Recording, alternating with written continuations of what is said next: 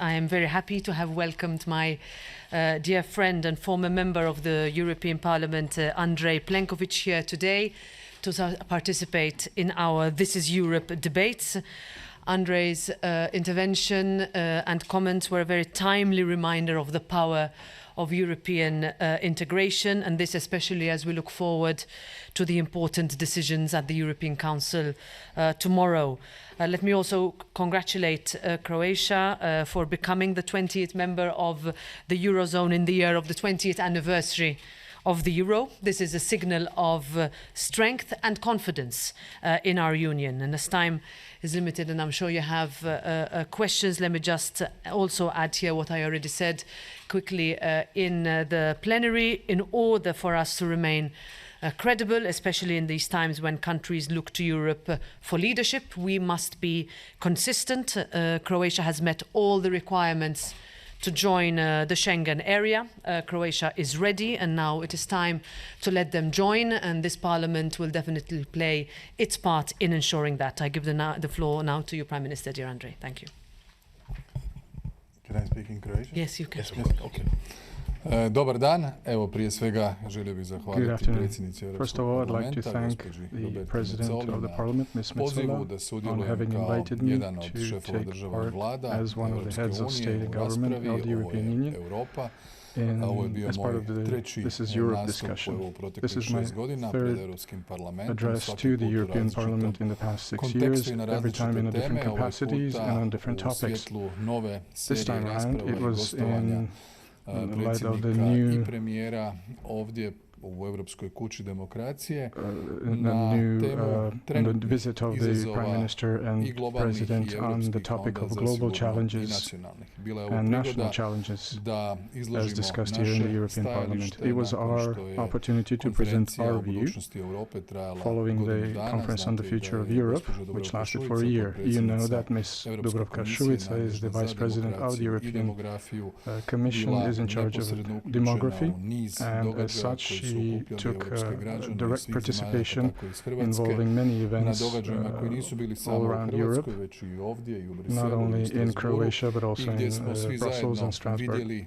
We could see the recommendations and initiatives from the grassroots level on how to make the Union better regulated, more efficient, and how to increase the competences as needed for the present moment. This was a good opportunity to address the issue of security, political, financial, energy, food security, which has become particularly pertinent as of the moment Russia launched its invasion against Ukraine, undermining the world political order and international law. They put the entire world in a position to deal with the consequences of the aggression, which is terrible not only for the Ukrainian people, because they suffered the most with 13 million refugees, that is to say 13 million displaced and 6 million refugees, with material destruction and consequences which will take years to remedy. There was a general spillover pertaining to all of us in terms of prices, food prices, construction material prices, etc., which also increased inflationary pressures. The activities we undertake at national levels is something we also try to do at the European level, and this is the framework of our policy, which will continue making the moral choices, which is to support Ukraine and sanction Russia. On the other hand, it is supposed to strengthen energy grids and supply chains in order to secure energy resources for our inhabitants. We also must make sure that the price of energy does not endanger the standard of living for our citizens and the functioning of our economies. That is why I believe that the discussion which is to follow in the European Council, which after a long long while it will be also dedicated to the process of enlargement, will further contribute to making European architecture stronger. The fact that Ukraine, Moldova and Georgia will be provided with the European perspective, which is a strategic step forward, which were for the countries which were so far part of the partnership programs, but they will move to the status of candidate under certain conditions for Georgia. It is a significant step forward, and for years Croatia's position was to do the same for Bosnia and Herzegovina as the only Southeast Europe country which does not have candidate status. Montenegro and Serbia have been in discussions for the past decade. North Macedonia does enjoy the status of candidate country, and we are awaiting the decision of the Bulgarian parliament. We hope to see further advancement on all fronts. That is why we believe Bosnia and Herzegovina should also receive the status of candidate, at the same time dealing with electoral law, which puts Croatians as a constituent people in an unfavorable position vis-à-vis the other two, and it's been so for years.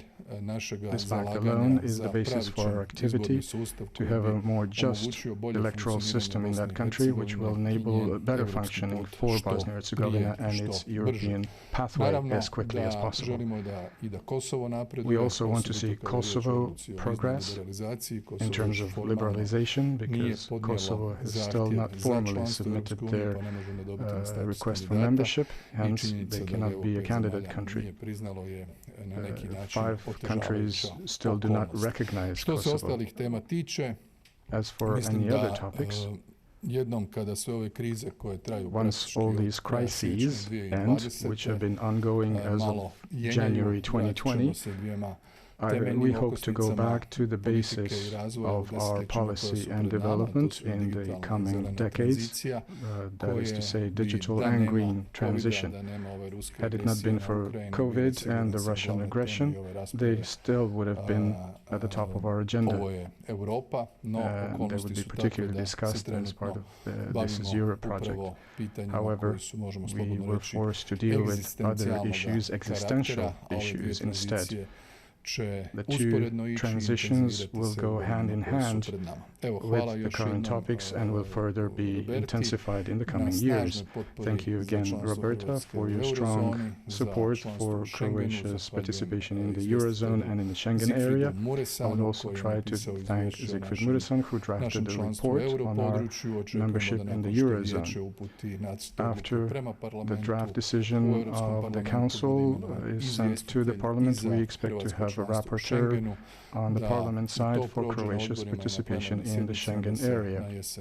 Then in the fall, it will go back to the Council so that we can continue with this deep integration as of the 1st of January next year, which was a clear part of our government agenda in order to realize our strategic goals. Thank you very much. Questions from the media representatives? Yes, please. Could you introduce yourself, please? Hello, I'm Augustin Palokaj from Jutarnji List. I have a question for both on enlargement and one particular question for Prime Minister Plenković on decision-making. For years, European Council argued which wording to use to refer to enlargement, whether perspective or enlargement, and they refused even to use the word enlargement. Now, for just 3-4 months from the application, they are granting candidate status to 2 countries. Does this mean that the European Union is understanding that the enlargement is a political process, a peace process, so if we have a political strategic need, we can overcome technical obstacles?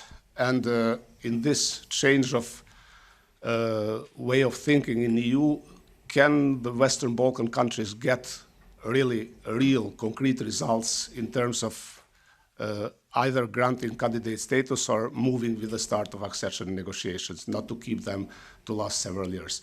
And on it was unclear, Prime Minister, whether you support or not abolition of veto in deciding on foreign policy in European Union.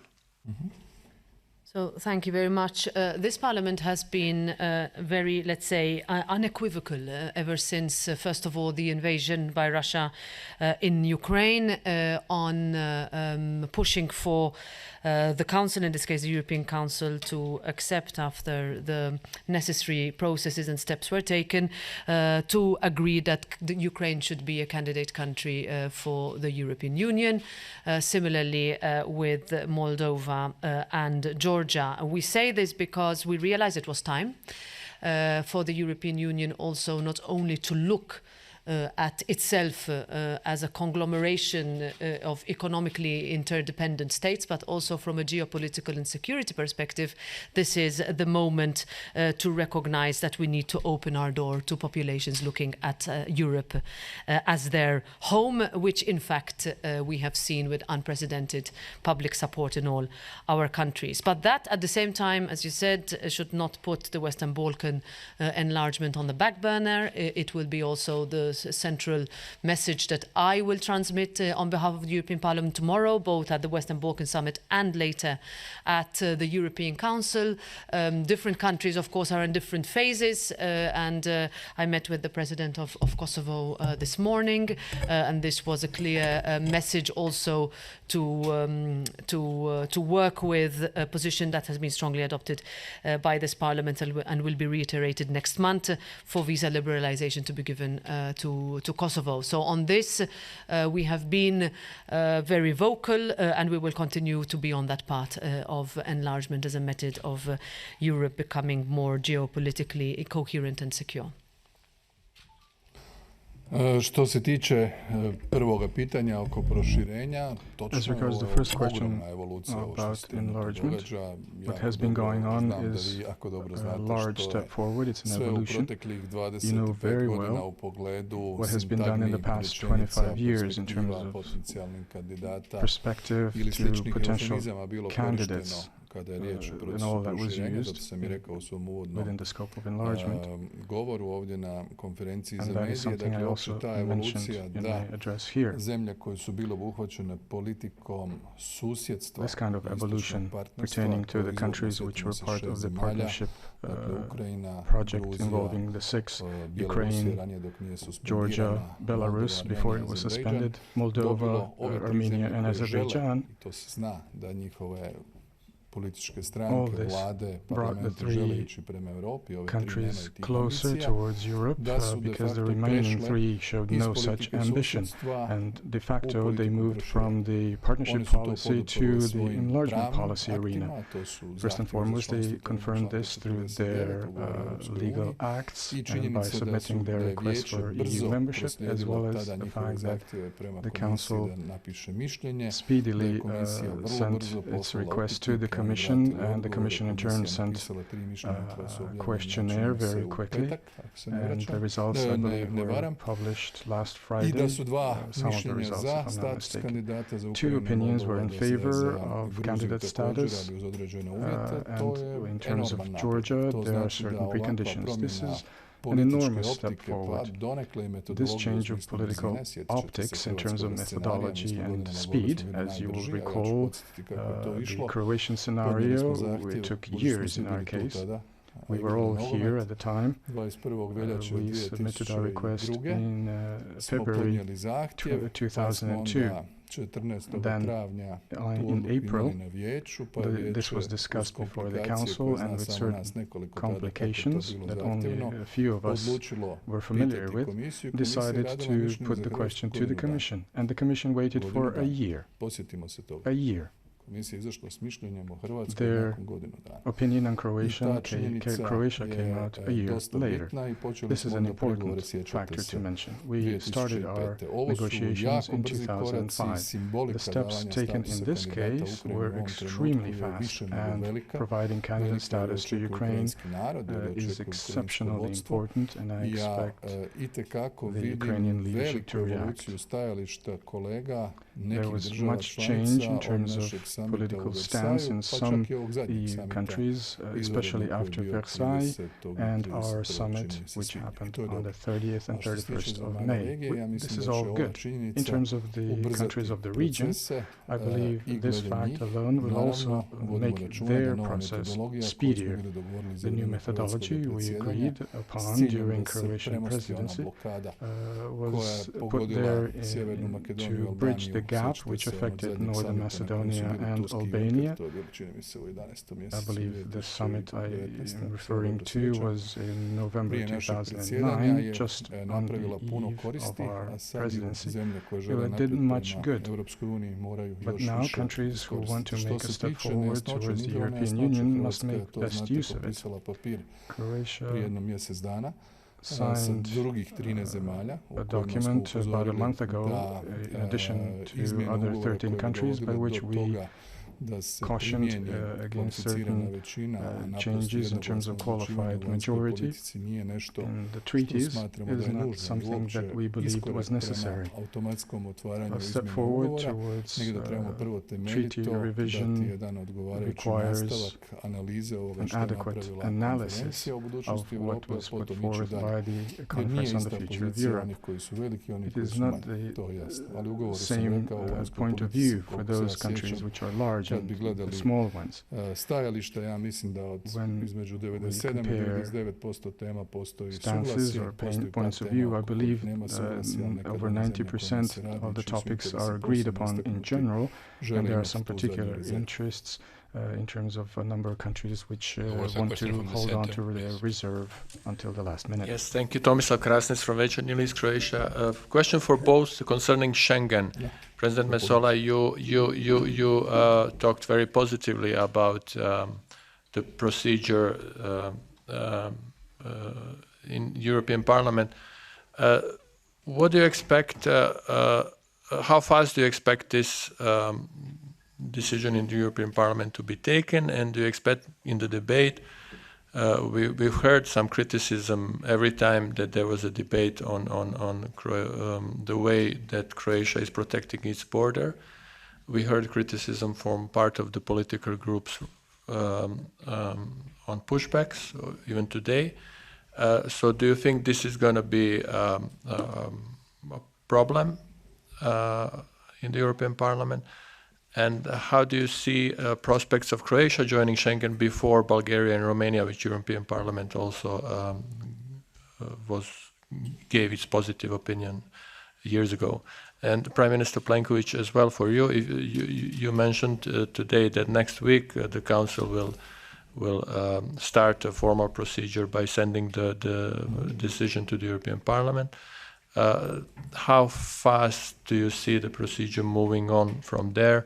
When could the decision be back in the Council for a final decision? And I suppose this draft, this formal proposal that we are expecting next week, will have a date written inside.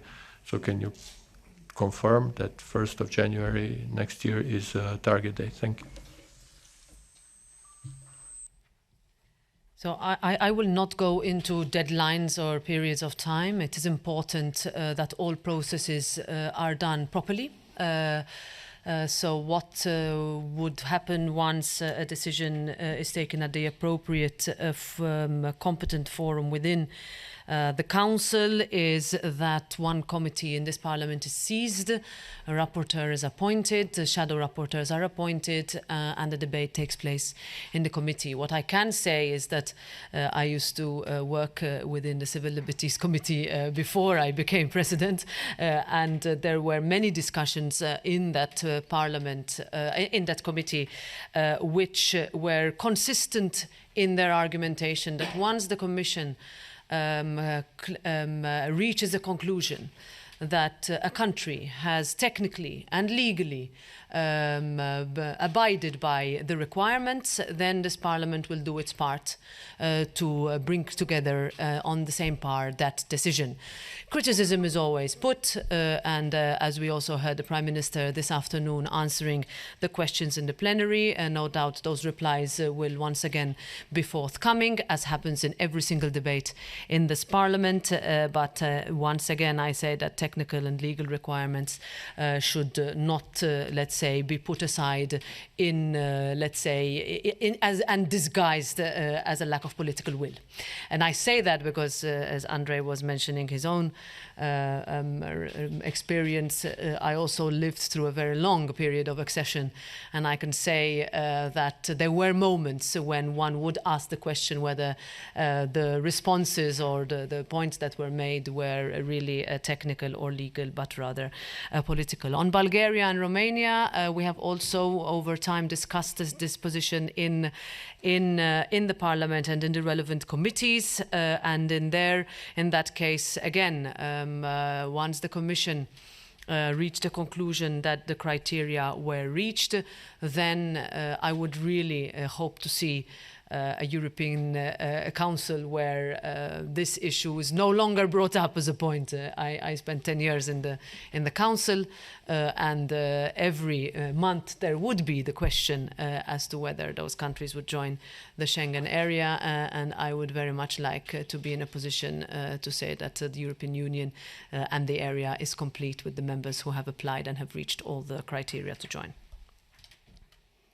Što se tiče Schengena, to je bilo predominantno pitanje. Točno, ja sam to najavio u govoru. Prema našim saznanjima, idući tjedan će na sastanku stalnih predstavnika francusko predsjedništvo predstaviti odluku kojom Hrvatska ispunja sve stavke, sve elemente šengenskog akija za članstvo u Schengenu. Ta odluka potom ide Europski parlament. Što se tiče procedure, In terms of procedure, I can only say that I am certain that President Metsola and the rapporteur to be appointed for Croatia will put together an objective report having analyzed our preparedness following the LIBE committee review. We believe that Croatia will receive support at the plenary session of the Parliament, and that in the fall the decision will be returned to the Council, and in the same case, similarly to joining the Eurozone, the decision will be positive, I believe. As the Prime Minister, we wanted to have clarity, and this may well take place during our 9th year of EU membership, and we will join the Schengen area and the Eurozone. It is one of the strategic goals of this government. We did our utmost in both respects. We worked in a dedicated fashion, and all the ministries met the criteria set. It is up to the European institutions' procedure now, and I hope that the deadline will be met.